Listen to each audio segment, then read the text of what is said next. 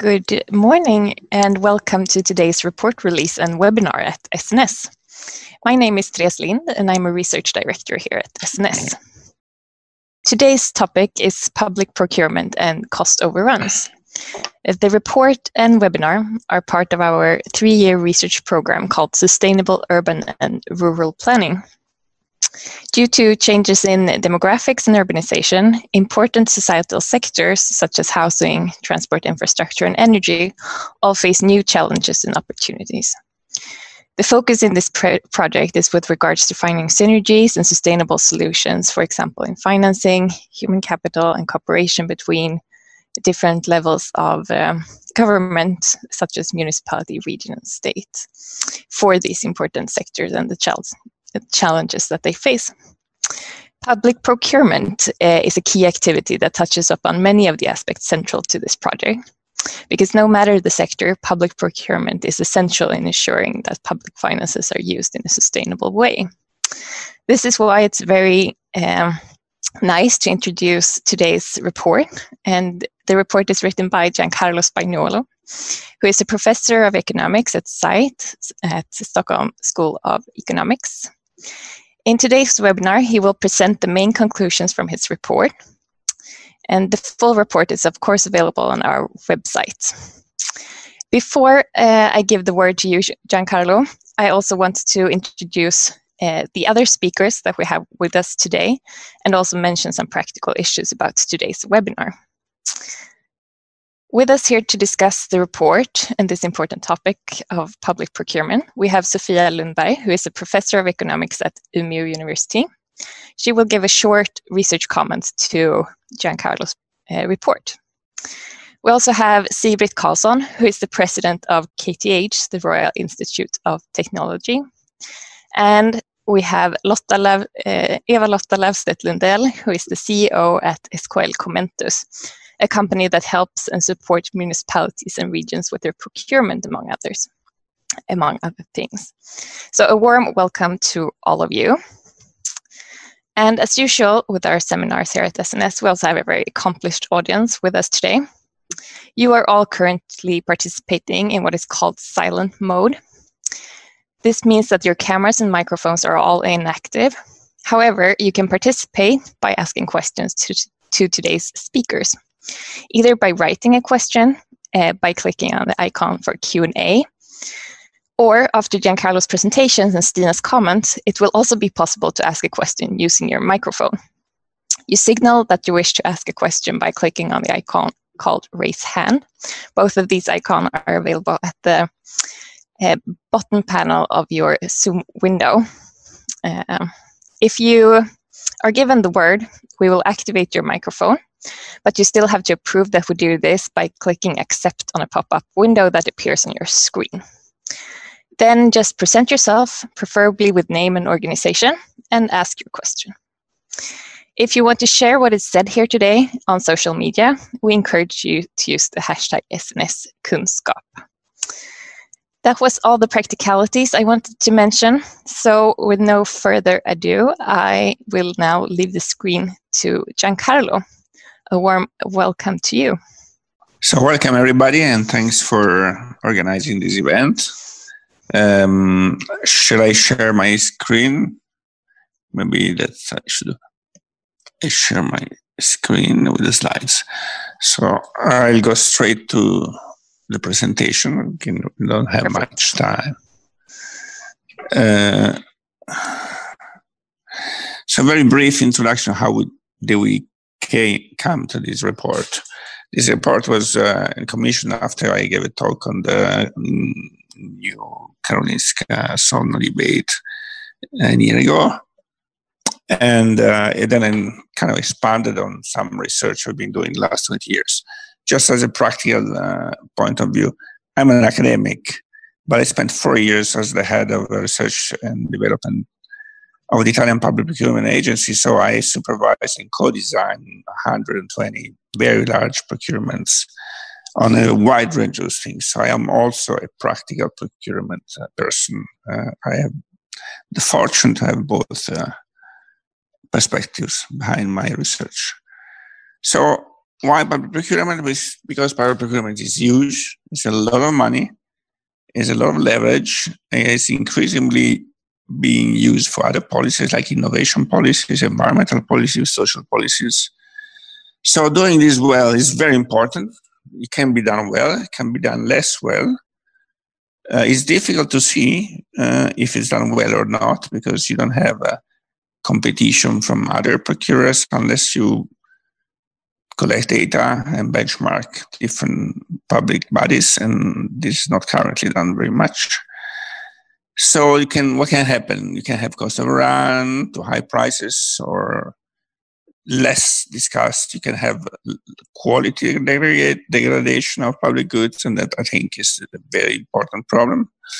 And you can slow down innovation. I mean, Sweden has a good records on innovation, but we know from press and research that the US is actually, most of the innovative things in the US comes from public procurement. And this is a hot topic in the EU as well. So doing at best by procurement has a lot of important externalities on society. And so why do you think this is? I mean, public procurement has been often conceived as a bureaucratic task, but the last 30 years, the private sector has shown that procurement is a crucial core determinant of performance in the private sector. Think about how Toyota canceled out the market share of General Motors by changing their procurement system. Now, that was the private sector. What about the public sector? In my view, public sector, public procurement is even more difficult. It's actually much more difficult and complicated than private procurement, because in addition of all the issues that you have in private procurement, you have a bunch of legal rules for accountability reason, for market integration reason, that creates boundaries to what you can do. It forces you to do open auctions, which is a very good tool if you know how to do it, but sometimes it's problematic if you can't use discretion. You have little discretion to reward past performance, which is the main system used by the private sector and by each of us to ensure quality. The US has been pushing a lot in the last 20 years to go in the direction of increasing discretion and then ex post monitoring through data. The EU has gone to the other direction, because we are trying at the European level to integrate markets. So to allow Ericsson, Telia, and a Swedish company to bid in Germany, you need transparency rules that ensure that the German authorities do not favor local incumbents and vice versa.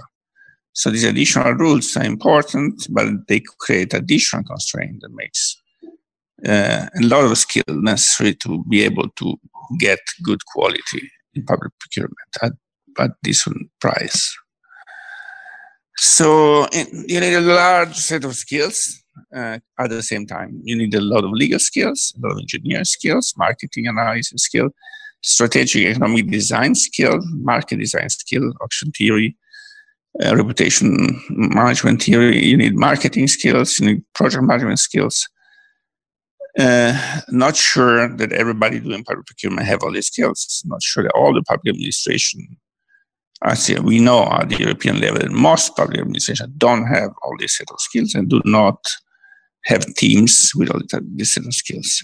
We know from the best data and research available that it is easily, the amount of savings or in terms of excessive price every year of improving the quality and the competence of purchasing bodies can go up to 2% of GDP each year. This is from best research available. And we know that there is a little incentive and push to improve.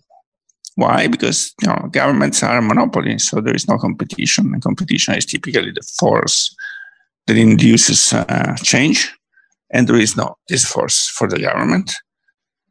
And if you don't collect data and measure, you never know how much you could have had, how high the quality could have been if you would have done things in a different way. So waste of low quality or excessive pricing is not observable unless you collect carefully data and analyze them in a sophisticated way. Moreover, there is no push from the private sector, because private sector objective is and should be to have profits, and if they have high prices and they are asked to deliver low quality, they make a lot of profits. That's a business. Why should they change things? I know they are very enlightened business leaders, but it's not their role. I mean, so it's on the government. So what about Sweden? It started, they all started with this NKS debate, but then we were asked to analyze a lot of other complaints that were raised last year in newspapers. Everybody probably know. There were a lot of alleged public procurement failures in Sweden, but this is common in many other countries in Europe.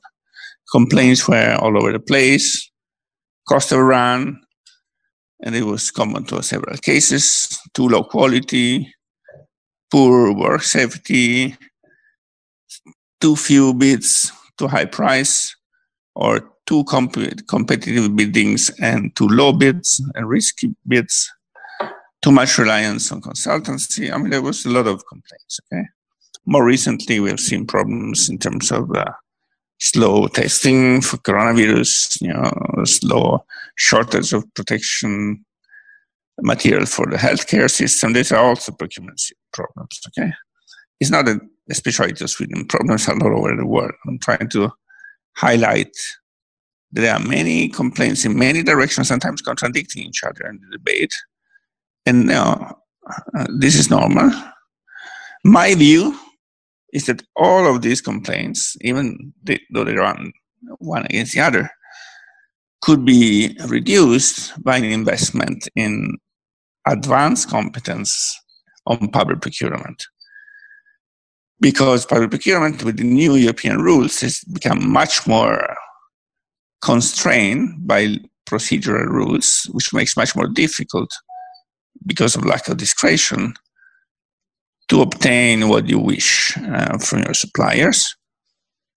And in the absence of data, it becomes also very difficult exposed to understand where the problems are.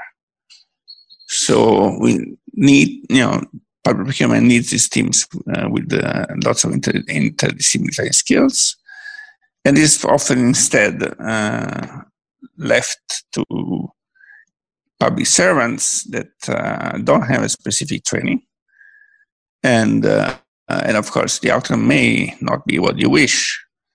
The problem is bigger for bigger projects, in the sense that the private sector has very, very skilled people on their side, and the public sector must, in my view, balance these skills. And we can discuss this later, but if you compare the processes for Solna with the process for the Arlanda ban, you see that they were quite different. And one difference was that the public sector had an internal team supporting them more in terms of competence in the Arlanda Express cases. And I think that's a good way to proceed, but that's my personal opinion. So we started with cost overrun. We have a survey in the report. Cost overrun are frequent everywhere. They are frequent and natural for large projects because of the uncertainty that you have in the future. And they are the norm and the exception, although there are many cases in which you don't have a cost overrun. They can be due to positive or negative issues. Negative are typically optimist bias, poor forecasting, or either from the suppliers or from the public administration, maybe political issues, corruption, you name it. There are important positive reasons to have cost overrun, because during a complex project, you get new information, and you may want to change the way you plan because you get new information, improve it. It may be more expensive, but the benefit can be 10 times the additional cost. You may be efficient adaptation, maybe add-ons, maybe the administration realized that you can have a double line in the bridge at low cost, so it costs just a third. this is a cost of run, but you get a huge benefit. So cost of run is not a genetic problem. It depends how and why it came up.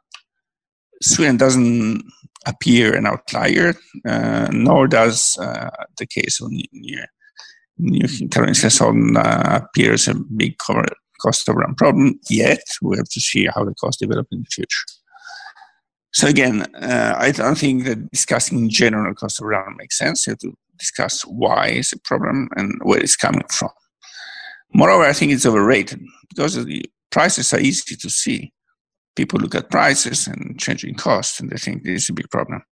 But there is a huge problem of quality under provision, which can be sometimes much more important and is much less evident. Because measuring quality and compare quality is very difficult. Similar issues can be discussed for safety at work. So that actually was my important conclusion in my experience as a procurement manager when I was working for the public procurement authority in Italy. So quality and provision. I drove my own research because years ago after I worked for 4 years in the public administration, I went to academia. My wage dropped of 1.0, and I had to support the family, so I did some consulting. I was consulting with a public procurement bound large firm providing utilities, energy, water to half of Italy. And they wanted to improve quality and work safety, so they hired us to a system. And we designed and implemented a kind of advanced rating system for suppliers that linked a moving average of a quality and safety index that we designed through audits to their scoring rule, assigning future contract in a pretty transparent way. The detailed system on paper, this is an MBR working paper, we just submitted to JPA and let's hope we get it through. And this is what tells you what happened. If you look at line T1, that's when our intervention started. This is before intervention. So this is when we went to the suppliers and we discussed with them what the plan was, how we were collecting information on past performance, how this would be used for future assignment of contract. And we discussed with suppliers all the procedure.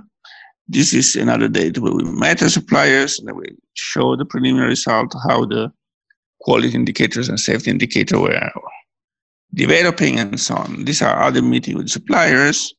As you see, this is the change in the quality and safety measure aggregates. And you see that compliance went from an average of 25% to an average of 80%.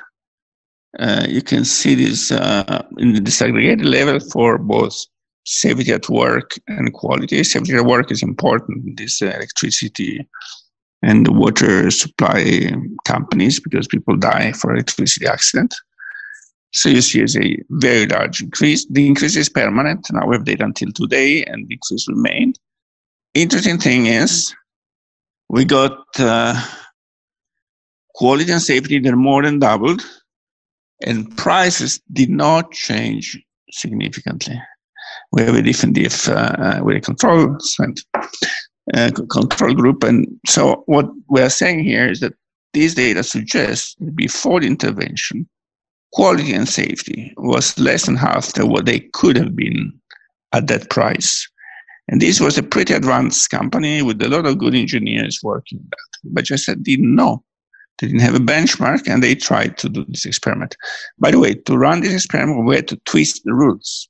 At the time, you couldn't do this kind of past performance things. It was kind of the brink of violating European rules, so we had to find a lot of legal tricks to make sure that it was going on. So now the new directive changed a lot, also because we pushed a lot with this data. And now it's much easier to implement past performance mechanism. So why do I say the competence is needed? I mean, Sweden is full of competences. My perception is that the new rules coming from European integration necessary for having Swedish firms, participating in public procurements in all Europe, and German or French or Italian firms participating in public procurement in Sweden, requires different competence than what traditionally had in Sweden. Just in general, about the role of competence, there's a couple of very recent papers. One is from I wrote it with a bunch of quarters on American data.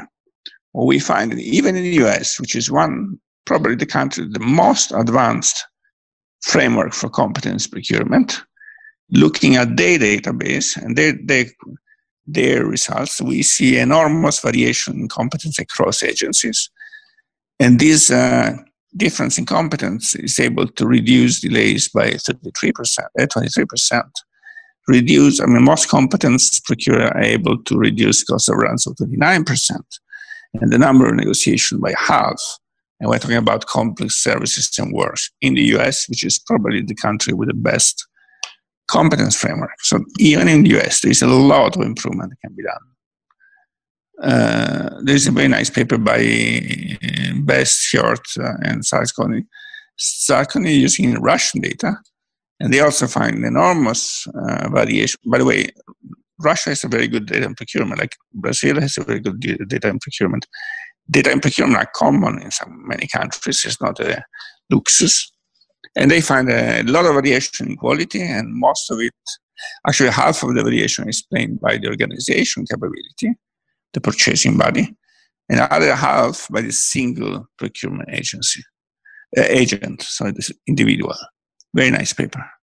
So the data we have on the US and Russia, they show that competence is typically very heterogeneous across purchasing body and can be improved and can give a lot of benefits. How do you improve your competence? Well, you need a framework. You cannot just start a master. Who should come to the master if nobody recognizes competence? So you need to act at a systemic level. Contracting authorities must have the incentives and the resources to send their employees for improving their advanced skills or to hire individuals with advanced skills. Training opportunities for these skills must be available from educational institutions. Public employees and new graduates needs to have the incentive to go and take these training opportunities. And we need to reward organizations that perform better. And for this, we need to measure the performance. So we need the data. If we don't have data to measure which public administration did better, how can we reward them? How can we reward the effort to improve? And how can these then trickle down to incentives to hire more advanced skills and to retain them? Moreover, a lot of these people with advanced skills are typically poached by the private sector. Most of the students, I will come to that, but most of the students from the Italian master in public procurement end up in consultancies in private sector because they, of course, are very interested in this. So the problem is a chicken and egg problem. Universities will not start programs unless somebody tells them that these students will be placed well. Administration will not hire people because they don't find them, because there is no training opportunities, and so on and so forth. So it is the government that should start this program. Some governments have solved the problem long ago. The US has done it after the World War II because of the Cold War and the need to have very advanced and innovative public procurement. We know that most of the IT revolution, internet, and so on, come from good public procurement for military purposes. UK solved these problems through the Chartered Institute of Procurement and Supply System of certification of masters, and is used then from administration. The details are in the report and at the end of the slides. Now, Italy wasted a lot of money in the past, and they had a huge need to save money. So in the 1999, they started to centralize procurement. And with that, they started a reform of the framework. 2 masters are available, actually more, 3 are now available in public procurement. And before the COVID revolution, now everybody's talking about COVID, they were discussion how to introduce rating systems for administration, how they buy, and not only for the firms, to limit contracting authorities' ability to buy very complex things if they don't have the skills to do that in the right way, and to further improve data. I mean, Italy has a lot of data on public procurement. That's why all the research is on Italian data and Brazilian data and so on, but still data can be improved. So Sweden can go in a similar direction. Conclusion for Sweden: nothing new. These things have been raised in previous reports. There is a very serious need of improving public procurement competence has been detailed in a very, very important report in 2013. A recommendation from OECD, Europe, and the EU following the new procurement directive on the importance of updating skills in the light of these new rules have been widespread. Several reports pointed out the extreme lack of data on public procurement in Sweden makes very difficult both to identify the areas that need more improvements and to rewards areas of excellence, because we don't know which one are these areas if we don't have the data. So these are all recommendations, but they were done. They've been done before. Why nothing happened? I mean, I wouldn't say nothing happened. Things happened, but not the revolution we would hope for. And one reason is the chicken and egg problem. I think it's clear that no institution that provides masters would start a masters and invest resources if they don't know that somebody would hire the students, or no administration would spend time or send their employees to have training if they don't know that there is some reward for them in doing this thing. And I think leaving employees time to go and specialize in procurement. So it's government problems. They could start with an extensive data collection. They could start using this data to measure and reward excellence in public procurement. This would create incentives for administration and authorities to improve their practice. They could subsidize 1 or 2 educational institutions to create advanced public procurement programs, both for employees and for new graduates. And they could create as first slots of jobs in the central administration for the first students, first cohort that do these specialized masters. For large projects, they could institute a small technical unit at the central level that helps administration deal with very large project PPPs, like in the UK or Italy, the technical units at the Treasury in UK and Italy. So this can be done. There is kind of a roadmap. I would think of this report as another wake-up call, because public procurement has become really crucial also for innovation and other issues. And I would stop here. I think the costs of this appear very limited compared to the huge benefits it could bring. That's what research says. And here I stop. Thank you. Thank you so much, Giancarlo, for the presentation. I have actually gotten a question from the audience that I would like your opinion on before we leave the word to Stina. So it's Hans Forsman who is wondering about your view on the public-private risk-profit sharing scheme, if it could solve the inherent problem of both cost overruns and profit maximization. Do you think the PPP is an answer? Or? Okay, the PPP is a very widely discussed issue all over the world. I think PPP can be a useful tool. The UK government stopped doing PPP. The UK government has been the leader in this. And the government, after evaluation, recently decided it was not worthwhile. I don't agree in the sense that they did not do a well-done evaluation because they have the data and they didn't use it.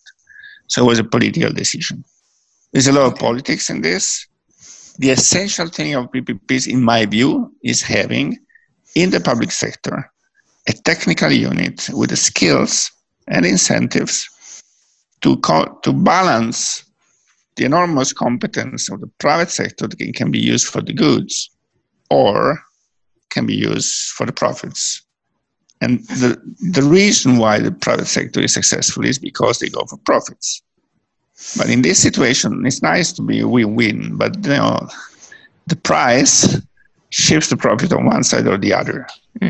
So PPPs can be used if you have a very strong team in the public sector that can resist and compensate for the enormous competence and resources and information that the private sector brings. They can be useful, but it can shift resources away from taxpayers. Great. I think that will have to do for now, and I will get back to you with more questions after Stina's comments. Thank you so much. So, yes, thank you.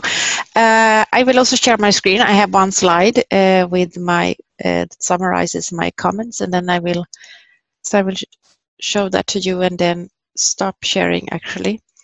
Just to summarize what I will use my 5 minutes to comment is that, well, first of all, it has to be said, Giancarlo, it's a very well written, current and important report. I think your summary has been excellent in stating that, the importance of it. I will focus on, well, why we can't and why we should allow past performance to be a part of the supplier selection process. I will talk a little bit about something that I potentially would have liked to see more of in the report, and that is a discussion of the objective function in relation to determinants of cost overrun. And also I will comment as a representative of the higher education institutions in Sweden. I will also, of course, comment on the need for competence or training within the academic sector. And I will end, when I come to that, by quoting you, Giancarlo, because I think one of the quotes in the summary of the report is really an important finding, and it worries me a lot. So with that said, let me turn to more details. I have 5 minutes, right? So first, thanks to SNS and to Giancarlo for offering me the opportunity to read the report. I think, as said, it's a topic of great importance. It's very current. And the problem is, well, to my knowledge, unfortunately not unique or limited to the examples included in the report. I'm thinking of Nya Karolinska. I can find examples here in my own area where I live. One of the things that I have been reflecting upon when I have been doing research in public procurement is the potential difference between the antitrust and the public procurement legislation. They are related. Public procurement builds on competitive tendering for basically the same reasons as we have antitrust legislation. We trust the competition mechanism to stimulate potential suppliers to become more efficient, innovative, with positive effects on price and quality. And this is something that we from a socioeconomic perspective think is important and wanted. The antitrust law and economic theory, where they are, to my knowledge, from my point of view, clearly linked. The law regulates socioeconomic inefficiencies that, if competition would have been fair, can be avoided. Looking at the public procurement legislation, the same thing cannot be said. Of course, the basis is, as mentioned, well grounded in economic theory, but the detailing in the law and how it is practiced is not. And this brings me to one of the most important results in the report, and it's not new. I have heard Giancarlo talked about it in other outlets as well. It is a serious problem that allocation of public contracts can't be based on past behavior. As an economist, I find it very problematic that we, when we are spending taxpayers' money, throw away important information that may lead to better outcomes. And as the author suggests, there are ways to handle entrants, potential suppliers that lacks past behavior to build a good reputation on. So I totally agree with the finding in the report. I would like to see a system for public procurement that allows the entities to include past performance in the supplier selection process. And I will be a little bit potentially too upfront here, but if I go to a restaurant as a private person and the service is bad, below expectations and with quality that doesn't reflect the price, I will not go back. Unless I am the public sector. Then I should repeatedly eat at the same place, pay the same too high price, and disregard what my previous visits have taught me. It doesn't make sense, privately or in public procurement, I think. So that's a really important issue. Further, the report discusses the problems with lowball bids and also to some extent incentives related to contract design and also competences on the buyer side. And cost overrun can, when costs are uncertain and information is asymmetric, be expected. The question is how we handle it, and of course, cost-sharing contracts and renegotiations can be a part of the solution. But I think we also have to look at the incentives on the buyer side. And this brings me to an issue that I would have liked to see a little bit more of in the report, because I find it very interesting and would like to know more myself. That is a discussion of the objective function. Theoretically, we know, well, it's trivial from an economic perspective. In practice, we know that there can be different objectives between agents, between levels in the public sector, depending on where in the organization we look. And a discussion of different objectives and determinants of cost overrun would have been interesting, especially with regard to the political determinants, such as deliberate cost underestimation, manipulation of forecasts, and private information. Could it be, which I sometimes suspect when I look in the newspaper, that a deliberate underestimation of cost is a strategy to get an investment approved? Once it's up and running, additional costs, well, are easy to decide because you can't stop building a bridge once you have started. The report also points out the importance of competence in public procurement, and well, as Giancarlo also has mentioned here, it is a complex matter. It's not only about knowing the market, the legal aspects, identifying incentive structure and finding the supplier that at the lowest cost will deliver what we have asked for. It's also about different special concerns like the environment, climate, energy, social concerns and unemployment requirements, issues that require different competences. And this will, as the author points out, require academic training, interdisciplinary programs and courses at the university level in Sweden, something that we see very, very little of. For that to happen, it's not just about identifying the labor market for the students, it's also about identifying the potential students. Because I think no higher education institution will start a program or a course if there is no potential for a high number of applicants. We want the students to come to our programs and courses to be motivated. And for that to happen, I think that we have to, increase the attention, the communication about public procurement being in an interesting labor market. And I'm not sure how we will do that because young people in Sweden, they know very, very little about public procurement. And when they read stuff about it in the media, it's not the upside of it we communicate. Further, more research funding to public procurement is also needed, and not only via the Swedish Competition Authority, because they have some funding for that. I think we also need a call for research proposal in the area of public procurement from, for example, the Swedish Research Council. Because otherwise, if we don't stimulate research in this field, we will not be able to provide education that rests on a scientific foundation. And I think that is really, really important. Thank you so much, Sofia, for your comment. Yeah, I would just like to end with a quote, because I think this is very, very important.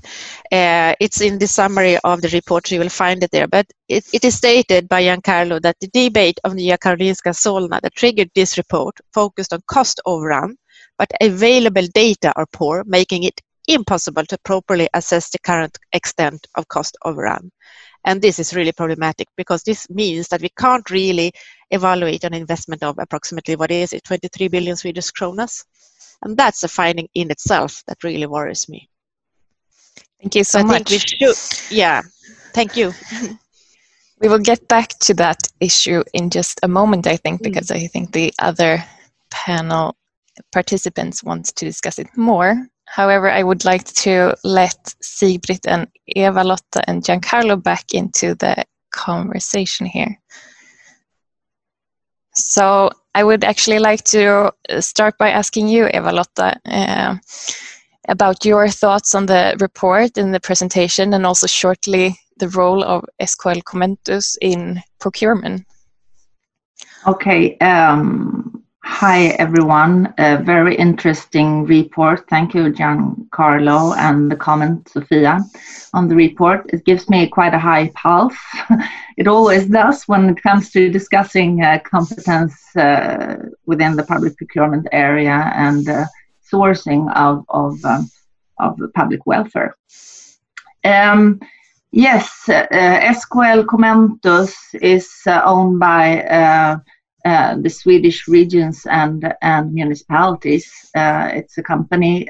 We consist of two different. We have two different missions. We are a CPB, a central purchasing body, where we conduct large-scale procurements,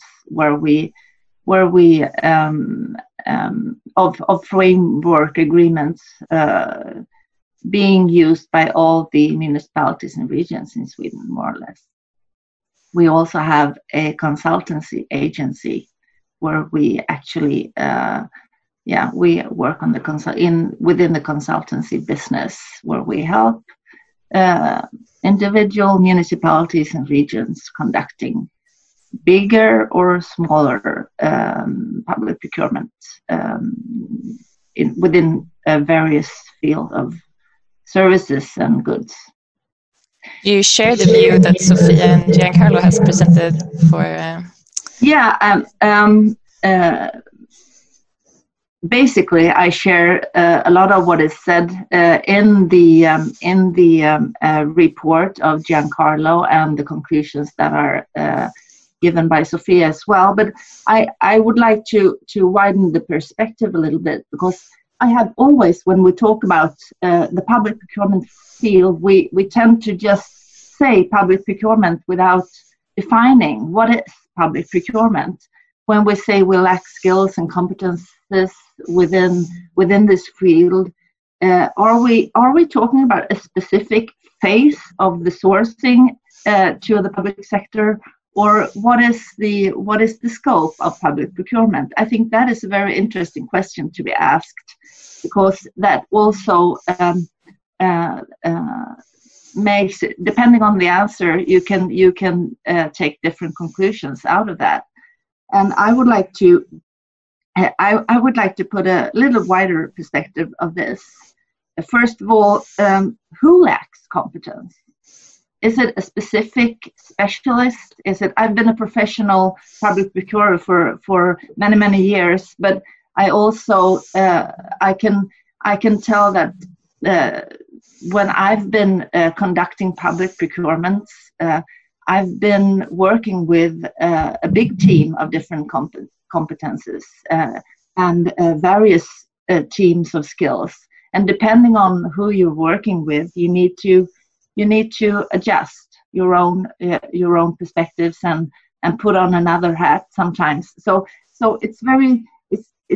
I would like to discuss that a little bit. Who lacks the competence?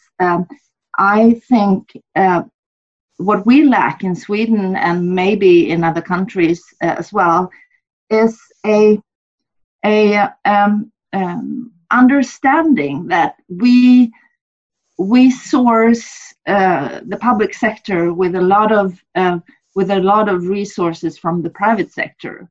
25 to up to 40% of the public sector are sourced by the private sector. So we use a lot of skills and resources from the private sector, and we don't have a sourcing strategy within the public sector. And that is, for me, the main problem. We on a management level, we don't really realize how important the interactivity between the public and the private sector are. And if we were to be discussing, or at least try to problemize the area of what sourcing strategies we need to provide the public sector with the right skills, goods, and services, we will have a totally different discussion, including now during the COVID phase. In Sweden, we didn't have a sourcing strategy for providing us with different materials, and that's the reason why we fail within the procurement phase. I think I stop there. I would like to just, if Sofia or Giancarlo would like to comment on that, and then I will let Sigbritt into the discussion with a question. A brief comment. When you're asking who lacks the competence, I think it depends on what type of decision making you are looking at. I think that some competence is lacking on the actual legislator level when the European directives for public procurement, for example, are formulated. I think if I compare to the antitrust legislation, that economists should have been more involved to open up for things like Giancarlo suggests, for example, like considering past behavior, open up for that in the supplier selection phase. At the kind of ground level where the procurement actually is implemented, I think it's not about lacking competence. I think it's about building teams with different competences. I think there are today too many lawyers or legally scholared people working together. That's good, we need them, but they also need to talk more, like the Italian authors also that Giancarlo references to have found that when different competences work together, for example in environmental green public procurement, things becomes better. I definitely thank agree. you. We will get back to this, but I would like to ask Sigbritt as well. How do you have any thoughts and comments on the report and presentation, and how about the suggestion of a master's program, and what would KTH position be to a suggestion like that? Thank you very much for asking me to join in on this webinar.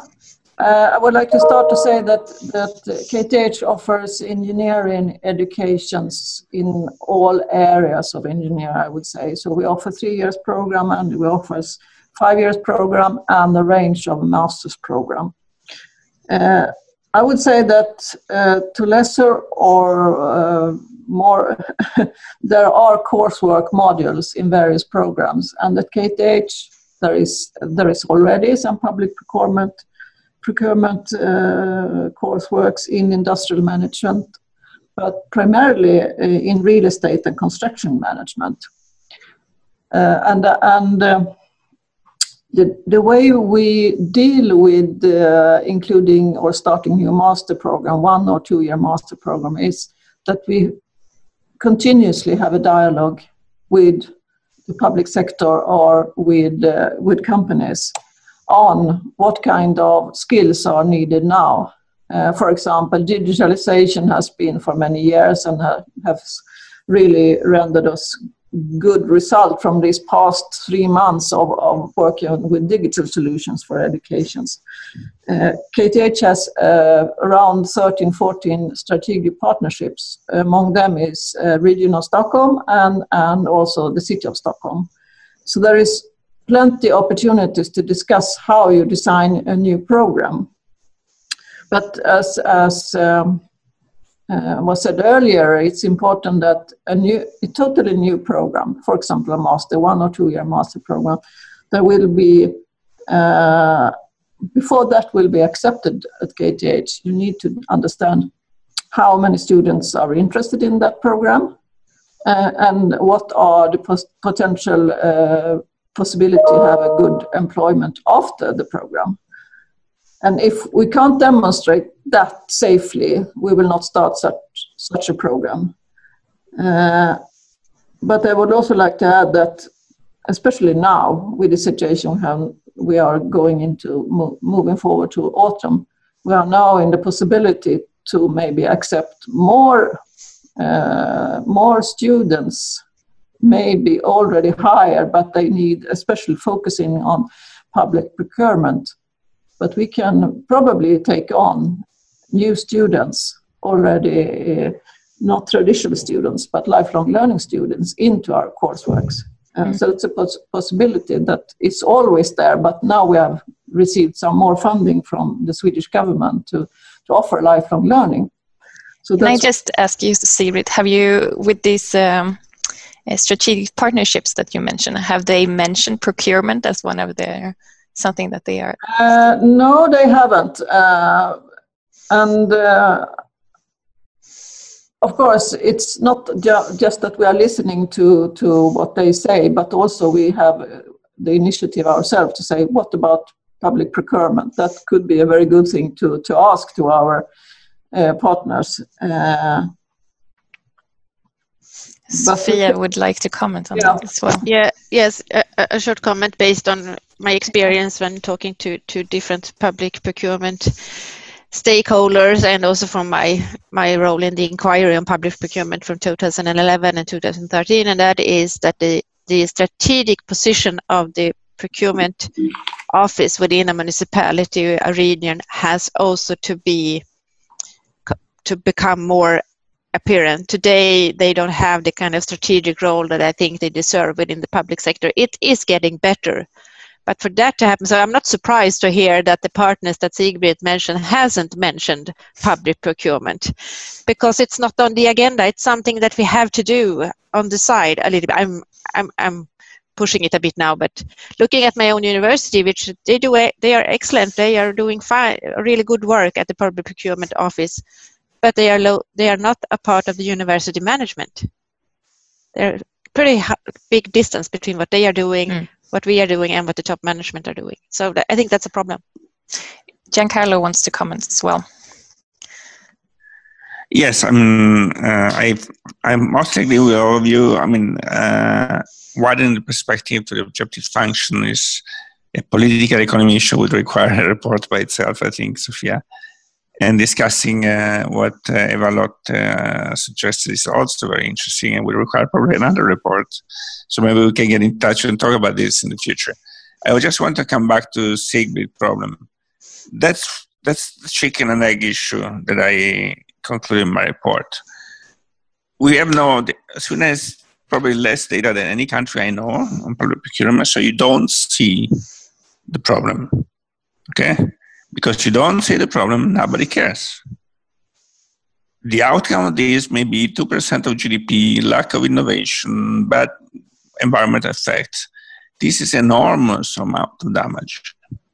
So measuring a little bit better, raising the issue, and improving a little bit the skills, the cost will be nuts and berries compared to the benefits. It is the public sector, the government, and the parliament that should start this. Nobody else has incentive to do it. They should suggest and guarantee educational institutions that there will be an improvement in the career path of students. And the master doesn't have to be a 1 year or 2 years program. The way, for example, in Rome, we started the master 15 years ago. There were modules of 1 week per month for 9 to 12 weeks.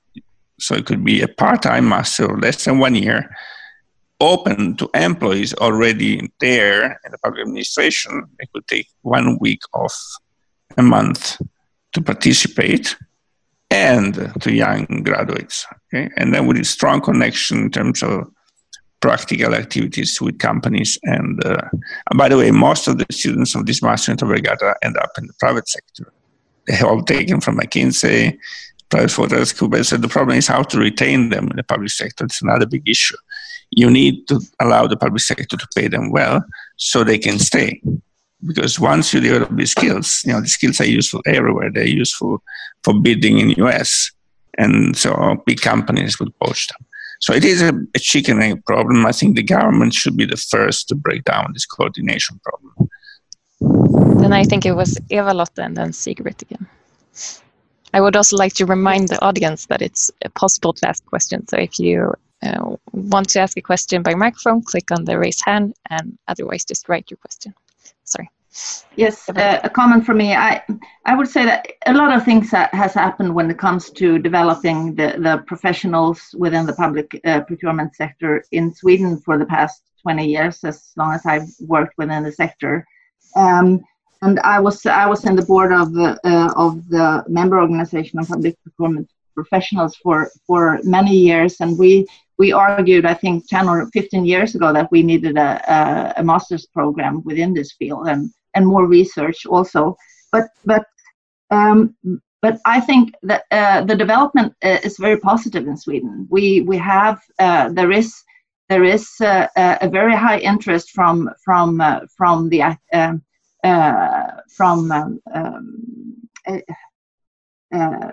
students from the academy that wants to go into the public procurement field. I can see that when it comes to hiring new people, and we've had a very interesting training program with a wide range of academy students. So it has happened a lot of things that are pretty interesting. But I think that the reason why the stakeholders of KTH are not interested or does not mention public procurement is because they see it as a legal issue, and a legal issue that is solved by the legal officers, by experts, and that's what I was trying to argue from the very beginning.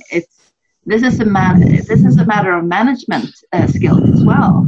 You need to understand the dynamics of having to deal with and control the private companies that you have to collaborate with when you work within the public sector, and you need to understand that public procurement is not. It's not rocket science. It's a lot of different skills that you need, and it's very interdisciplinary. Sigbritt, do you want to comment on that? It's a lot of competences that you need. So it's very. I would like to argue that it's a lack of skills on a top management level, and we need to do something about that. Sigbritt, your microphone is not on, so we can't hear you. You can now I think it's on. Yeah. My comment on this is that with our strategic partnership programs, we can discuss anything, and it consists of researchers and teachers from our areas. So it's really possible for us to bring that up on the table as a discussion point.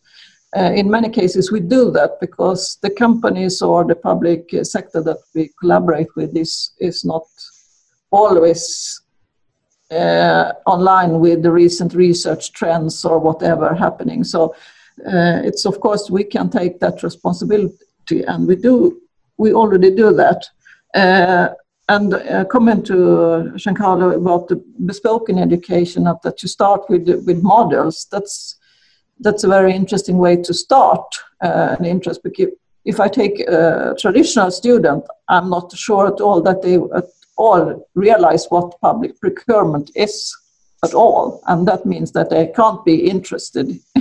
But if you know a little bit more about it, and you in fact are hired by a company or Region Stockholm or whatever, and you are responsible for this, then the interest is there, and then they can train and have these skills eventually. Very good. I see that we are running out of time, but I would like to, we haven't had the chance to discuss so much about the career paths. How would each of you encourage the interest in public procurement, and how would you want the career paths to look? Giancarlo? I think the crucial issue is data. You know, to create a career path, and you need to reward performance. How do you reward performance if you can't measure it? So number one issue in Sweden is that you have no data on public procurement, no measure of performance, no way to compare. How do you reward a good administration that invests and sends its employees to advanced training if you don't measure the performance a little bit? I mean, data in Brazil or in Russia is way better than anything you have in Sweden. I'm not talking about US data or Italian data, but the Russian data and the Brazilian data are way better than the Swedes. So what do you think that is the lack of data that we have? I think because in the history of Sweden has a history of very high quality public goods provided by the public sector directly in terms of in-house production. And then it had a privatization and a lot of discretion. And I think they used discretion like in a restaurant, like Sofia suggested, a lot in the past. Now we have European market integration. We want Swedish firms to bid in Germany and German firms to bid in Sweden. To get that, you need rules. Now we get these strict rules from the directives. This changes everything. So the history of discretion in the Swedish way of management things that could be done in a small country where everybody knows each other, firms are always the same, is a past. Since we have Europe, we have rules, we need to have these rules to be able to have market integration, to have company bid around. These rules create needs to measure performance. And so the first things to create incentives is to know who is good and who is bad. And if you don't have data, how do you do that? So issue number one is start collecting data, like Brazil, for example. That's a good suggestion. I think, unfortunately, that will have to be the last word.